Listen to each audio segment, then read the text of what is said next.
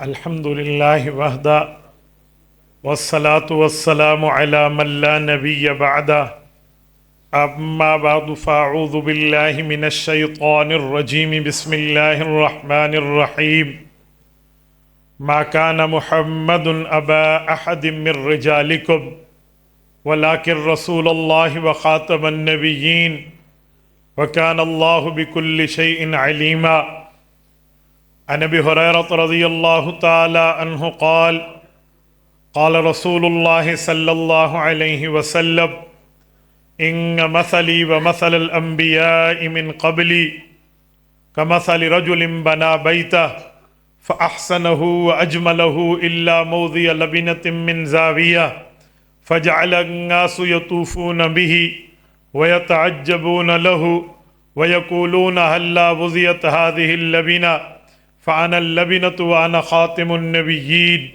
رواه الإمام الهمام البخاري في صحيحه اللهم صل على محمد وعلى آل محمد كما صليت على إبراهيم وعلى آل إبراهيم إنك حميد مجيد اللهم بارك على محمد وعلى آل محمد كما باركت على إبراهيم وعلى آل إبراهيم إنك حميد مجيد یا الہی آج تو صدیق سا ایمان دے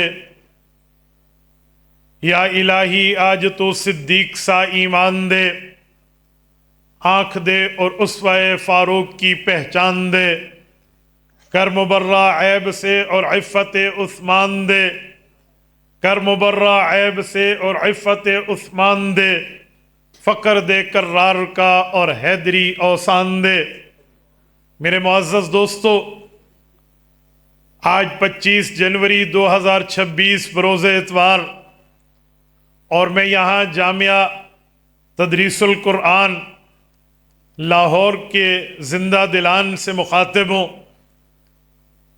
مجھ سے قبل مجھے دعوت دے رہے تھے ہمارے جمعیت علماء اسلام صوبہ پنجاب کے جرنیل حضرت مولانا حافظ نصیر احمد احرار اللہ ان کی عمر میں علم میں جرت میں برکت عطا فرمائے انہوں نے بڑا اچھا ایک لفظ بولا میں آپ کی خدمت میں اسی لفظ کو آگے بڑھاتے ہوئے کہنے لگا ہوں ہم مملکت اسلامیہ پاکستان میں ہیں ہمارے اکابر نے اس ملک کو بنایا ہے تو ہم اپنے ملک پہ فخر کرتے تھے فخر کرتے ہیں فخر کرتے رہیں گے لیکن آج ہمارے اس فخر کو اس کی خوشی کو مان کیا جا رہا ہے پاکستان کی سب سے بڑی اسمبلی کے سب سے بڑے ممبران اپنی ایک فیک اور ڈمی میجارٹی کی بنیاد پہ وہ قوانین پاس کر رہے ہیں جو قوانین قرآن و سنت سے متصادم ہیں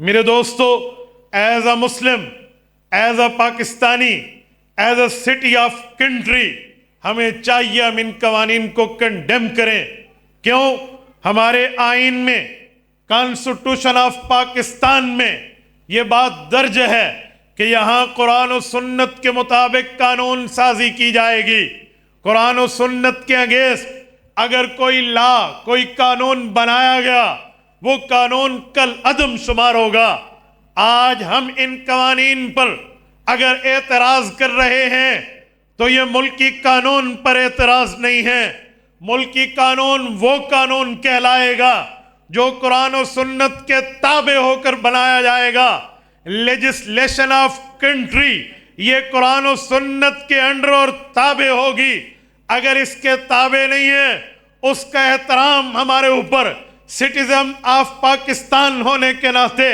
لازم نہیں ہے ہم ہر اس قانون کو پاؤں کی ٹھوکر پہ رکھتے ہیں جو قرآن و سنت کے مخالف بنایا گیا میرے قائد آپ کے قائد امت کے قائد ملت کے قائد حضرت مولانا فضل الرحمان حافظ الرحمان نے کل اور پرسوں قومی اسمبلی میں کھڑے ہو کے پوری ملت کی طرف سے اس فرض کفایہ کو ادا کیا اور انہیں بتایا کہ ہم آپ کے اس قانون سازی کو اپنی گردن پہ جہنم کا پل نہیں بنوانا چاہتے۔ آپ نے شریعت اسلامیہ کے خلاف جتنی قانون سازیاں کی ہیں ہم ان کی مخالفت کریں گے، بلکہ مولانا کے لفظ تھے میں اس کی مخالفت کروں گا، میں دیکھوں گا تم میرا مقابلہ کس بنیاد پہ کرتے ہو۔ میں آپ کو اویئرنیس دیتے ہوئے کہہ رہا ہوں، ہم اس ملک کے آئین اور قانون پہ فخر کر رہے ہیں۔ ہمارے بزرگوں اور اکابر نے خون دے کر اس ملک کو بنایا ہے، اس بنیاد پہ نہیں بنایا کہ ہم غیر اسلامی قوانین کو برداشت کریں گے۔ جی نہیں، ہم آئین اور قانون کے دائرے میں رہتے ہوئے آئینی سپورٹ کے ساتھ انشاءاللہ تعالی اس 2 نمبریوں کے خلاف میدان میں تھے، میدان میں ہیں، میدان عمل میں رہیں گے۔ میرے دوستو، میں اس بنیاد پہ آپ کی خدمت میں یہ جملہ کہہ رہا ہوں، آپ ساتھ دو گے انشاءاللہ؟ چلیں گے آپ انشاءاللہ؟ جزاکم اللہ۔ حضرت اجازت، ہمارے استاذ مکرم حضرت شیخ الحدیث و تفسیر مولانا محمد سرفراز خان صفدر رحمۃ اللہ تعالیٰ علیہ کے جانشین مفکر اسلام حضرت مولانا زاہد الراشدی دامت برکاتہم تشریف لے آئے ہیں۔ میں چند باتیں آپ کی خدمت میں کرنے لگا تھا۔ میرے دوستو، عنوان عقیدہ ختم نبوت ہے، تو میں اسی کے متعلق چند معروضات پیش کرنے لگا ہوں۔ شروع میں بطور تمہید میں نے احتجاج اس بنیاد پہ ریکارڈ کرایا ہے کہ میرے کندھے پہ بیٹھے ہوئے فرشتے اس بات کو لکھ لیں کہ ہم ملک پاکستان کی اس غیر قانونی لیجسلیشن میں اپنا حصہ نہیں ڈال رہے۔ میرے دوستو، عقیدہ ختم نبوت رسول اللہ صلی اللہ علیہ وسلم کے بارے میں ہمارا صرف عقیدہ نہیں ہے، بلکہ یہ ایک رسول اللہ کا عہدہ ہے، یہ نبی پاک کا منصب ہے، یہ نبی پاک کا رتبہ ہے، رسول اللہ کا درجہ، حضور پاک کی حیثیت میں یہ عقیدے کا دخل۔ میرے پاک پیغمبر ختم نبوت کا تاج لے کر اس دنیا میں آئے، ختم نبوت کے تمغے آقا انعامدار کے کندھے پہ سجائے گئے ہیں۔ میرے دوستو، عقیدہ ختم نبوت کا مطلب قاسم العلوم والخیرات، بانی دارالعلوم دیوبند، حجت الاسلام والمسلمین، حضرت امام مولانا محمد قاسم النانوتوی رحمت اللہ علیہ نے بتایا کہ ہم صرف ختم نبوت زمانی کے قائل نہیں ہیں، ہم ختم نبوت زمانی کے ساتھ ساتھ ختم نبوت رتبی کے بھی قائل ہیں۔ آپ عوام میں کوئی پوچھے گا ان دونوں ختم نبوت کی تقسیم کا مطلب کیا ہے، میں عوامی لہجے میں علمی گفتگو کو آپ کی خدمت میں رکھنے لگا ہوں۔ ختم نبوت زمانی کا معنی جو انبیاء کرام نے آنا تھا تو خاتم النبیین پر انبیاء کا زمانہ پورا ہو گیا، آخری نبی حضرت محمد الرسول اللہ صلی اللہ علیہ وسلم تشریف لائے تو حضور پاک کے بعد کسی نبی کا زمانہ نہیں ہے۔ ختم نبوت رتبی کا معنی رسالت مآب علیہ السلام اگرچہ آخر میں آئے ہیں لیکن اولین و آخرین کے رتبے حضور پاک پہ ختم ہیں، اولین و آخرین کے درجے حضور پاک پہ ختم ہیں، اولین و آخرین کے مرتبے حضور پاک پہ ختم ہیں۔ حضرت نانوتوی بتانا یہ چاہتے ہیں تمام انبیاء آئے، رتبے مقام و مرتبے لے کر آئے، اللہ سے کتابیں لے کر آئے، اعلان نبوت لے کر آئے، رب کریم سے معجزات لے کر آئے، لیکن جب محمد الرسول اللہ صلی اللہ علیہ وسلم تشریف لائے تو رب کریم نے جتنے رتبے سابقہ انبیاء کو دیے تھے وہ تمام رتبے رسول اللہ پر ختم کر دیے ہیں، وہ تمام درجے حضور پاک پہ ختم کر دیے ہیں، ان تمام مرتبات کا اختتام حضور پاک کے ذات اقدس پہ ہو گیا ہے۔ گویا حضرت نانوتوی کی بات کو ایک لفظ میں یوں بیان کیا جا سکتا ہے کہ اللہ رب العزت نے جو باغ پیغمبر قائم کیا، پیغمبر کریم اور تمام پیغمبروں کا جو ایک باغ اور گارڈن بنایا، اس باغ کا ہر پھول اللہ کا نبی ہے، لیکن محمد الرسول اللہ ان تمام پھولوں کے گلدستے کا نام ہے۔ ہم ختم نبوت رتبی میں مانتے ہیں، ختم نبوت زمانی میں مانتے ہیں۔ میں اسی پر آپ کی خدمت میں ایک بات عرض کروں، جو پچھلے انبیاء کے رتبے ہیں وہ حضور پاک میں ہمیں نظر آتے ہیں، جو پچھلے انبیاء کے مرتبے ہیں وہ حضور پاک میں نظر آتے ہیں۔ صرف نظر نہیں آتے، بدرجہ اتم بدرجہ اعلیٰ نظر آتے ہیں، کچھ قدم آگے بڑھ کے نظر آتے ہیں۔ مثلا اگر حضرت موسیٰ علیہ السلام کا ذکر کریں، حضرت موسیٰ علیہ نبینا علیہ السلام صاحب تورات نبی ہیں، جلیل القدر نبی ہیں، وکلم اللہ موسیٰ تکلیمہ کے صاحب نبی ہیں۔ 30 پاروں میں 28 پاروں کے اندر ان کا ذکر موجود ہے۔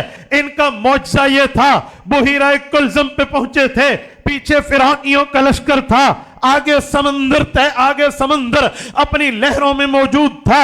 اب وہ کہنے لگے اِنَّا لَمُدْرَكُونَ، قوم نے کہا وقت کے پیغمبر ہمیں فرعون نے پکڑ لیا یا ہمیں سمندر کے اندر جانا پڑا، دونوں صورتوں میں ہمارا بچنا ممکن نہیں ہے، ہم تو امپاسبل سچویشن میں پہنچ گئے ہیں، آپ اللہ سے دعا کیجئے۔ حضرت موسیٰ نے فرمایا ان ربی معی سیہدین، میرے اللہ کی مدد میرے ساتھ ہے، اس نے سیدھے راستے پہ رکھا تھا، وہ سیدھے راستے پر رکھے گا، ہماری حفاظت فرمائے گا۔ اور اب کا قرآن کہتا ہے اللہ تعالیٰ نے حضرت موسیٰ کے لیے معجزہ بنایا، وہاں 12 قبیلے کے لوگ حضرت موسیٰ کے گروہ میں شامل تھے، حضرت موسیٰ کی امت میں شامل تھے، حضرت موسیٰ کے فالورز میں شامل تھے۔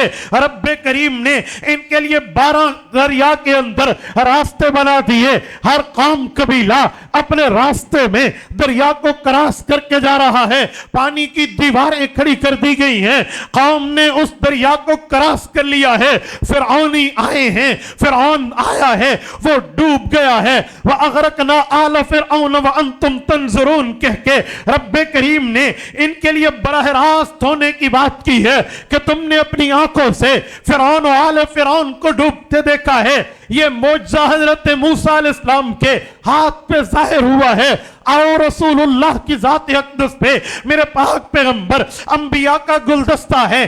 اگر وہاں یہ معجزہ ہے، یہ معجزہ بڑھ کے حضور پاک کی ذات میں نظر آتا ہے۔ میرے پاک پیغمبر جس جگہ مبعوث ہوئے ہیں اس جگہ کا نام مکہ کی وادی ہے۔ مکہ کی وادی میں کوئی سمندر نہیں بہتا، کوئی دریا نہیں بہتا، کوئی نہر نہیں بہتی۔ قرآن کہتا ہے بِوَادٍ غَيْرِ ذِي زَرْعٍ، اس کے اندر تو اتنی خشک سالی ہے، یہاں کوئی پتے دار درخت پیدا نہیں ہوتا، یہاں تو خشک سالی کا معاملہ ہے، یہاں تو کچھ پیدا ہی نہیں ہوتا۔ تو دریا اور مکہ، دریا اور سمندر مکہ کی زمین کے اندر ٹچ کیسے کرے گا؟ تو حضور پاک کے لیے اگر کوئی کہے موسیٰ علیہ السلام نبی ہیں تو حضرت رسول اللہ میں بھی دریا تو ٹکڑے ہونا دکھاؤ، مکہ میں دریا نہیں ہے، تم کیسے دکھاؤ گے؟ میں نے کہا نانا ہم دکھا سکتے ہیں، آپ کہیں گے کیسے؟ میں نے کہا وہاں دریا دو ٹکڑے ہوا تھا تو 3 چیزیں تھی۔ نمبر 1 موسیٰ علیہ السلام زمین پہ تھے، نمبر 2 دریا بھی زمین پہ تھا، نمبر 3 حضرت موسیٰ کا جو ڈنڈا تھا، جو عصا مبارک تھی، وہ دریا کو جا کے ٹچ ہوا تھا۔ کہتے ہیں جی ہاں، حضرت موسیٰ بھی زمین پہ، دریا بھی زمین پہ، اور وہ عصا دریا کو لگا تھا، دریا 12 ٹکڑوں میں بدل گیا تھا۔ میں نے کہا جی قوم موسیٰ علیہ السلام کے لیے یہ حضرت موسیٰ کا معجزہ تھا، لیکن مکہ کی دھرتی پہ آئے مکہ کے لوگوں نے رسالت محمد علیہ السلام سے یہ مطالبہ کیا ہے کہ ہم نعوذ باللہ آپ کو جادوگر سمجھتے ہیں، آپ جادو کے زور پہ اپنی نبوت کا اعلان کر رہے ہیں، اگر آپ واقعی اللہ کے نبی ہیں، اللہ کے پیغمبر ہیں، رب نے آپ کو بھیجا ہے، تو پھر آپ ایسا کیجئے۔ ہمارے بڑوں نے ہمیں بتایا، ایکسپرٹ نے ہمیں بتایا، وہ کہتے ہیں ہمارا ایکسپیرینس یہ کہتا ہے کہ جو جادوگر ہوتا ہے اس کا مسمرزم جو ہے وہ زمین پہ چلتا ہے، فضا میں نہیں چلتا۔ اگر آپ اللہ کے نبی ہیں، آسمان کے چاند پر اپنا اثر کرا کے دکھائیں، ہم مان جائیں گے۔ کفار کا مطالبہ تھا، رسالت میں آپ نے رب سے مانگا ہے۔ اللہ کا قرآن کہتا ہے اقتربت الساعۃ وانشق القمر، حضور پاک نے انگلی اٹھائی ہے، چاند 2 ٹکڑوں میں بدل گیا ہے۔ میں نے کہا سنیے، حضرت موسیٰ علیہ السلام کا معجزہ تھا، وہ زمین پہ دریا जमीन पे डंडा लगा, फिर दरिया टुकड़ों में बदला। मेरे पाक पैगंबर का मौजज़ा उससे बढ़ के है। हुजूर जमीन पे है, चांद जमीन पे नहीं है, चांद आसमान पे है। मेरे पाक पैगंबर की उंगली चांद पे असर कर रही है, उंगली टच नहीं कर रही, उंगली विदाउट टचिंग सिर्फ इशारे के साथ चांद को दो टुकड़ों में बदल देती है। अगर हजरत मूसा अलैहिस्सलाम नबी हैं, हुजूर पाक अलैहिस्सलाम उससे बढ़ के नबी हैं, तभी तो मैंने कहा कि बाग नबुव्वत में अगर बाकी नबी फूल हैं तो मेरे नबी इस बाग का गुलदस्ता है। जो रुतबा हुजूर को मिला वो रुतबे सबसे इकट्ठे करके मिले। आगे चलिए, एक रुतबा हजरत यूसुफ बिन याकूब बिन इसहाक बिन इब्राहिम अलैहिमुस्सलाम को मिला है। ये चार पुश्तों से नबी हैं, खुद भी नबी हैं, अब्बा भी नबी है, दादा भी नबी है, पर दादा भी नबी है। इनकी नबुव्वत का सिलसिला है। हजरत यूसुफ अलैहिस्सलाम को मौजज़ा रब्बे करीम ने नबुव्वत में इनको हुस्न सा अता किया था कि देखने वालियां अगर औरतें थी, वो अगर इनके चेहरे का शरबत दीदार पीते तो अपनी उंगलियों को काट डालते, पता न चलता उंगली कटी है या हमने नबी के चेहरे का दीदार किया है। सूरत नंबर 12 सूरत यूसुफ में अल्लाह फरमाते हैं, फलम्मा रअयनहु अकबरनहु व कुल्ना हाशा लिल्लाहि मा हाज़ा बशरा इन हाज़ा इल्ला मलकुन करीम। इनका दिमाग खो गया था हजरत यूसुफ के हुस्न की दीदार की चाशनी में। इन्हें पता नहीं चला था, ये इतनी महबूब मसरूफ थी कि उंगली कट रही या फल कट रहे। इनकी उंगली कट नहीं थी, फल तो कटे कटे, पर छुरी ने उंगलियां काट दी थी, क्योंकि हुस्न पैगंबर का दीदार था।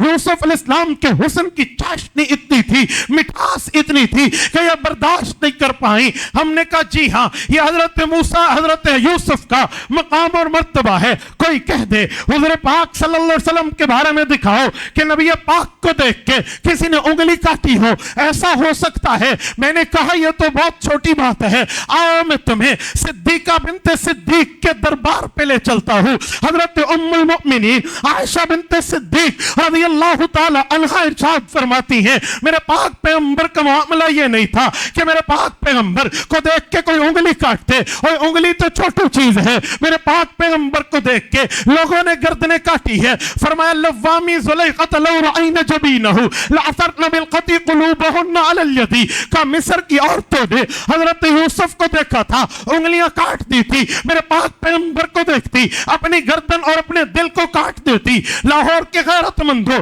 मैं सवाल करने लगा हूँ, अम्मा आयशा सिद्दीका की खिदमत में पहुंच के सवाल हाल करने लगा हूँ। यह सवाल हालिया है, जवाब हालिया है। मैं अम्मा की तर्जुमानी अपने अल्फाज में करने लगा हूँ। मैं अम्मा की खिदमत में हाजिर हुआ। हजरत अम्मा जान रज़ियल्लाहु अन्हा, ये आपने कैसी बात फरमाई है? मिस्र की औरतों ने हजरत यूसुफ को देखा था, उंगलियां काटी थी। ये उंगलियां कटना तो समझ आता है, ये हमारा सेंस एक्सेप्ट करता है, क्योंकि फल जो है वो हाथ में होते हैं और छुरी काटते वक्त फल के बजाय उंगली को काट दे, ये तो समझ आता है। लेकिन यूं तो नहीं है कि फल को सीने पे रख के काटे, वो फल के बजाय दिल कट जाए। अम्मा आपने कैसी बात फरमाई है कि वो हाथों के बजाय दिल को काट देती? हजरत अम्मा का जवाब सुनिए। अम्मा फरमाती है, तुमने बात को समझा नहीं है। पाक पैगंबर सल्लल्लाहु अलैहि वसल्लम का रुतबा देखो, बाकी अंबिया का रुतबा देखो। जहां बाकी अंबिया एक फूल है, हुजूर उस फूल का गुलदस्ता है। अगर हुस्न पैगंबरों में है, उस हुस्न का मंबा हुजूर है। अगर हुस्न पैगंबरों में है, उस हुस्न का मखज़न हुजूर है। अगर खूबसूरती पैगंबरों में है, खूबसूरती फूटती यहाँ है, खूबसूरती निकलती यहाँ है। खूबसूरती का मस्दर ये है, ये हेडक्वार्टर है, वो जो है वो ब्रांच है। यहाँ से रुतबे निकले हैं, वहां पे रुतबे पहुंचे हैं। यहाँ से दर्जे निकले हैं, वहां पे दर्जे पहुंचे हैं। यहाँ से मर्तबे निकले हैं, वहां पे मर्तबे पहुंचे हैं। इसी तरह जैसे हुजूर पाक सल्लल्लाहु अलैहि वसल्लम से रुतबे निकल के वहां पहुंचे हैं, क्योंकि वहां फूल हैं, यहाँ गुलदस्ता मुज्तमे इकट्ठा है। तो इसी तरह एक जिस्म है, जो इंसान का जिस्म है, जिस्म में भी एक हेडक्वार्टर है, जिस्म में भी एक ब्रांच है। जिस्म का हेडक्वार्टर दिल है, जो आमिर है। जिस्म के हेडक्वार्टर दिल होने के साथ जो ब्रांचें हैं वो आज़ाए जिस्म है। ہیں جن کو ہم کہتے ہیں کہ یہ محکوم ہے. دل حکم کرتا ہے تو ہاتھ چلتا ہے, دل خواہش کرتا ہے تو آنکھ دیکھتی ہے, دل خواہش کرتا ہے تو کان لگا کے سنتا ہے, دل چاہتا ہے تو چلتا ہے, دل چاہتا ہے تو بیٹھتا ہے, دل چاہتا ہے تو کھاتا پیتا بولتا سنتا سناتا کہتا ہے. یہ تو دل آمر ہے, اعضاء محکوم ہے, یہ معمور ہے. دل کہے گا یہ کہیں گے. ان عورتوں نے مصر میں جس شخص کو دیکھا تھا وہ حضرت یوسف تھے. وہ حسن کا منبع, حسن کا مرکز نہیں تھے, وہ حسن کی شاخ تھے. اس لیے بدن کی شاخ کو یعنی انگلی کو کاٹا. یہ حضور کو دیکھتی تو حضور مرکز حسن تھے, تو مرکز بدن اپنے دلوں کو کاٹ دیتی. میرے پاک پیغمبر کا رتبہ ان سے بڑھ کے یہاں ہے. آگے آئیے, حضرت عیسیٰ علیہ السلام کو اگر ہم دیکھیں, حضرت عیسیٰ کا مقام یہ ہے احیی الموتى باذن اللہ, قبر پہ ٹھہرے مردے کو کہہ دے قم باذن اللہ, اللہ کے حکم سے کھڑا ہو جا, وہ مردہ کھڑا ہو جائے. اگر کوئی کہے تمہارے نبی کے اندر رتبے تمام ہیں تو ہمیں دکھا دو کسی مردے کے اوپر کھڑے ہو کے حضور قم باذن اللہ فرماتے وہ مردہ کھڑا ہو جائے.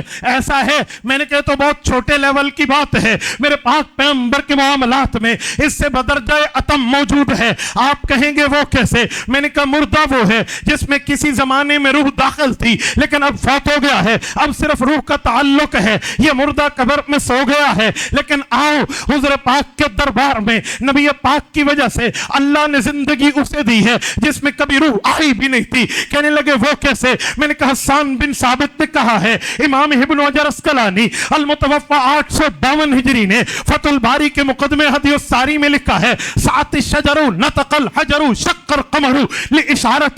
میرے پاک پیغمبر کا مقام و مرتبہ یہ ہے, حضور کے لیے درخت چل کے آیا ہے. میرے پاک پیغمبر کا مقام یہ ہے, چاند 2 ٹکڑے ہوا ہے. میرے پاک پیغمبر کا مقام یہ ہے, ان کے لیے پتھر بولے ہیں. وہ پتھر کیسے بولے؟ ابو جہل نے ہاتھ میں کنکر لیے, کنکر کو چھپا کے جیب میں رکھ کے حضور پاک کے پاس آیا ہے اور ہاتھ کو الٹا کر کے کہتا ہے اے محمد کریم مجھے بتا دے میرے ہاتھ میں کیا ہے. گویا حضور نے جواب دیا ہوگا ابو جہل میں بتاؤں تیرے ہاتھ میں کیا ہے؟ یہ کون سا کمال ہے؟ ہاں یوں ہو سکتا ہے میرا اللہ چاہے گا تو تیرے ہاتھ کی چیز بولے گی. تو کس سے بات کر رہا ہے؟ میں کون ہوں؟ یہ کہنے کی دیر تھی ابو جہل کے ہاتھ کے کنکر نے اشہد اللہ الہ الا اللہ واشہد ان محمد الرسول اللہ, اشہد ان محمد الرسول اللہ کہہ دیا.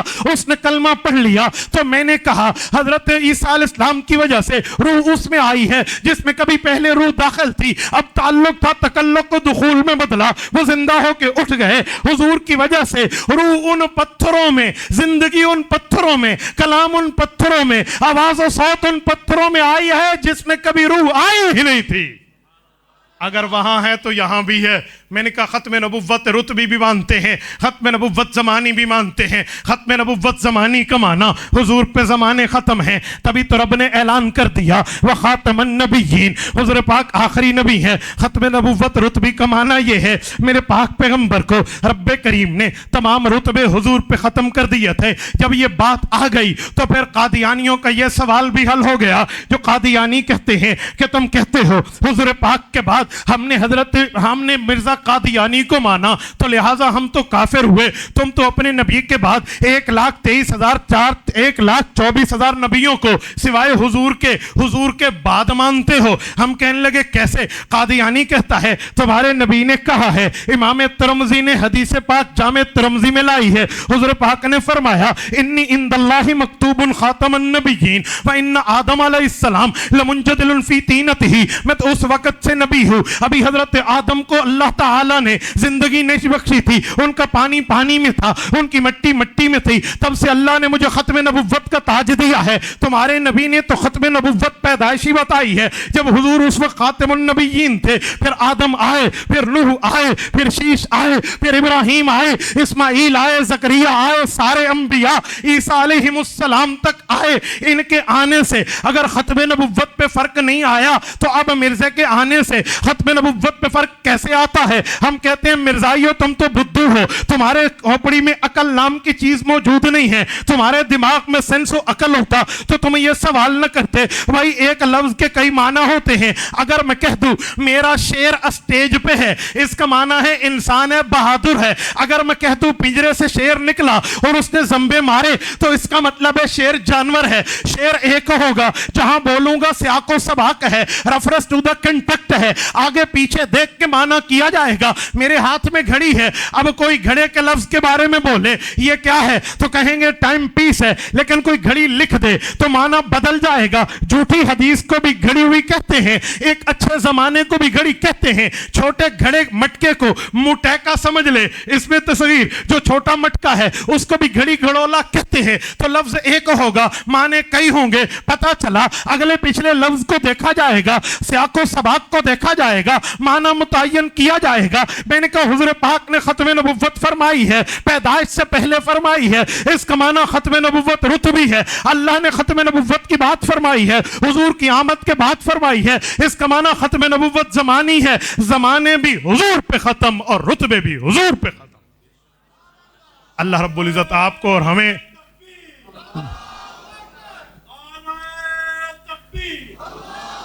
اللہ آپ کو اور ہمیں صراط مستقیم عطا فرمائے۔ جزاکم اللہ تعالی۔ میں تو ایک راہوں میں بہہ گیا، ہمارے بزرگ تشریف فرما ہیں، ہم بھی سننے کے لیے حاضر ہوئے ہیں۔ رب کریم اس پہ عمل کی توفیق عطا فرمائے۔ جزاکم اللہ تعالی۔